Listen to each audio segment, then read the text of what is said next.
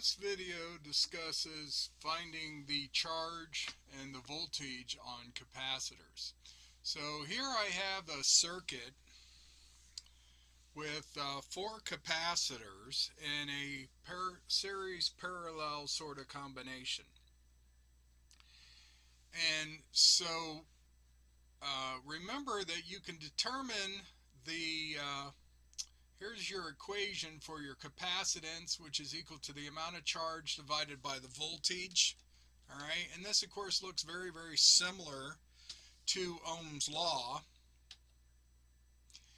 And so, we can rearrange this so we can find the charge on the capacitor. Q is the capacitance times the voltage. Or we can find the voltage is the charge divided by the capacitance. So with this equation, we can treat this circuit almost like a circuit of resistors in Ohm's law, only instead of finding current, we're finding a static charge. All right, so this video is just looking at a steady state. So we're looking at steady state full charge on the capacitors. So we've applied 60 volts here and we've charged all these capacitors. So all the capacitors are charged up. Now, when you buy a capacitor, there's two things that you have to be concerned about. One, of course, is the value of the capacitance, what the capacity of the capacitor is. But the other aspect is the voltage. All right, so remember that a capacitor is made up of these two plates separated by an insulation type material. And depending on how thin that insulation material is, they call that a dielectric, but it's basically an insulator. And depending on the thickness of that insulator and the type, it can only handle a certain amount of voltage across it before that voltage will actually short out through that dielectric. And so when you buy a capacitor, there's a voltage rating and a capacitor rating. And a lot of capacitors actually have a pretty small voltage rating on them. And so as you can see here, I've just kind of marked the two capacitors on the left. They can each handle 50 volts. But the two on the right can only handle 20 volts. Now in this example, I've hooked up 60 volts across the entire set. Well, when this thing balances out, we're going to have a voltage across each capacitor, but I'm not really sure what those are right now. So what we're going to do is we're going to find those out, and we're going to find out, I'm going to guess one of these two 20-volt capacitors aren't going to be able to do the job. But the question is, which one is it? Is it the 4 microfarad or is it the 12 microfarad? All right, so we're going to start just like we would with a series parallel resistor circuit. We're going to reduce this down. So we see these two capacitors are in parallel, and remember that parallel capacitors just simply add.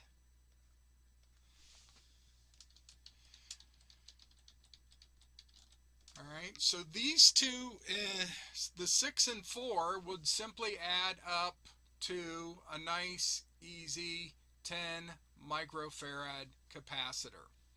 And these two down here would add up to a 20 microfarad capacitor. Okay.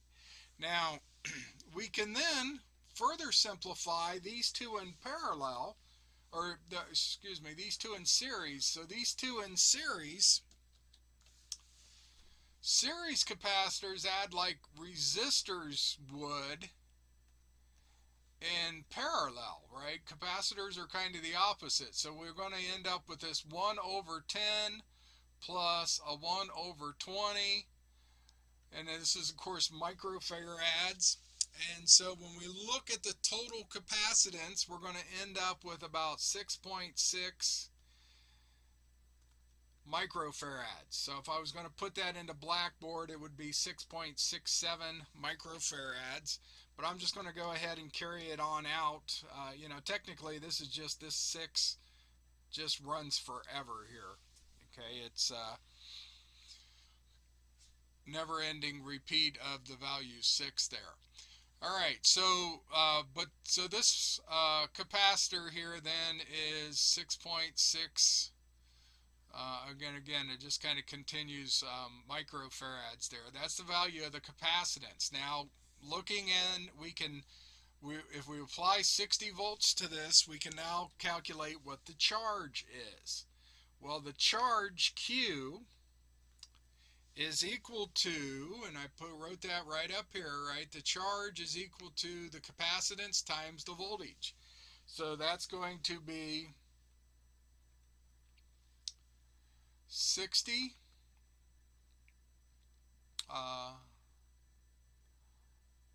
volts times 6.66 ever repeating microfarads. And that's actually going to come up then to be 400 period for 3 significant digits. Don't forget that period there, it's very important. Micro, and the units of charge are coulombs. Okay, so 400 microcoulombs. So that is the charge. Now, if that's the charge here on this equivalent, this is just an equivalent capacitance. Well, if we come back up to these series ones, remember that current does not flow through a capacitor because this is an insulator. The dielectric is an insulator. So current cannot flow through that capacitor. So when you charge these things up, what you're doing is you're pulling charge. You're effectively going to be pulling electrons off of the negative, or actually you're going to be pulling electrons off the positive, technically. Right, you're going to pull electrons off the positive plate, off of this positive plate, and those things are actually going to move up here. Okay, so when you get current flow, remember the electron flow is the opposite of conventional flow. So the electrons are flowing around, and so you're going to end up effectively pulling the electrons off of this plate and building up a big negative charge here. And you're pulling electrons off of this plate here, making a positive charge, and you're putting those electrons down here, making this a negative charge. All right. So now, since these two capacitors in this circuit here, these two capacitors are actually in series, so what that means is that whatever the charge on one of these capacitors is, that's the charge that we moved from this plate up to this plate, right? Charge never moved through the dielectric. All right, so what we did was we simply moved charge from this plate up to this plate, and from the top plate all the way through the battery into the other plate. Okay? And so that's what we've done when we've charged this. And so they both have the exact same charge. So now we can calculate the voltage right here and the voltage right here on these two capacitors. And so these voltages, the voltage is the charge divided by the capacitance. Now notice this one has a smaller capacitance, and therefore it's going to end up with a larger voltage. So what that means is, if you do the math here, right, you had a charge of 400 microcoulombs, and we're going to divide now for the top one, we're going to divide by 10 microfarad. The micros cancel, so we end up getting 40 volts. So this thing is going to have 40 volts across it. And this one down here is going to have 20 volts across it. Now remember that whatever that voltage is, that's the same voltage over here in the true circuit. So there's 20 volts across the 12 microfarad capacitor. Now the 12 microfarad capacitor is rated at 20 volts, so we're okay. But we've got 40 volts across the 4 microfarad, and that is not okay. So this capacitor would not be rated for this circuit I've connected it to. The 12 microfarad it would work, but you're really pushing it. I always like to have a little leeway. So if I've got a 20 volt capacitor, I really like to keep the volt down below at least 15 volts for normal operation. You don't really want to push it right to the very edge, but in this circuit we actually are pushing it right to the very edge. All right, so but we now know that we've got 20 volts across this 12 microfarad capacitor. So we could therefore calculate how much charge is on this 12 microfarad capacitor. So that's going to be 20 volts times the 12 microfarad, right, which is going to be 240 microcoulombs. Okay. And this 8 microfarad capacitor, it also has 20 volts across it. And so 20 volts times 8 is going to give me 160 microfarads. Now notice I've got 160 microfarad, or excuse me, microcoulombs. That was coulomb, sorry. Well, I got 160 microcoulombs on this cap, and I've got 240 microcoulombs on this cap. Guess what? That adds up to the 400 microcoulombs that we calculated should have been on this capacitor here if it existed. Right? So, you know, kind of like almost like Kirchhoff's current law, these charges need to balance, right? And so the same, we can calculate the same up here. We have 40 volts.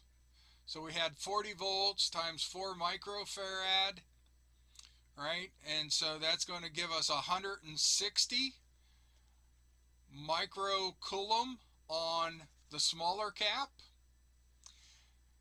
And the larger cap, it's 40 volts times 6 microfarads, so it's going to have 240 microcoulombs of charge on it. All right, so we can determine what the voltage is in a static DC circuit of capacitors. Remember, it wouldn't even matter if I had resistors. I could have drawn resistors all over the place in this circuit, and it doesn't matter, because if it's a DC circuit, once the capacitors are charged, there's no place for the current to flow. And so the resistors would have no voltage drop across them, and they would have no current flowing through them.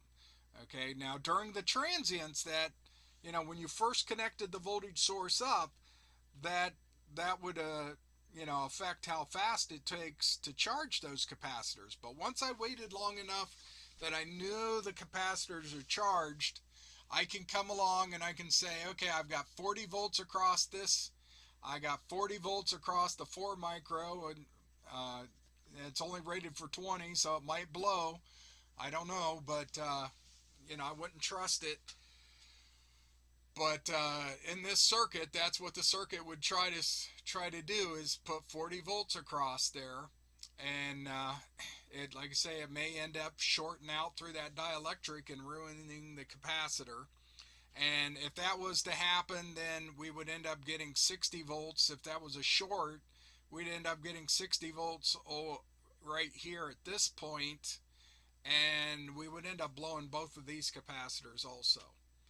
All right, but as long as the capacitor would hold the voltage, we can say that there would be 50 volts, or excuse me, 40 volts across the two top capacitors and 20 volts across the two parallel bottom capacitors.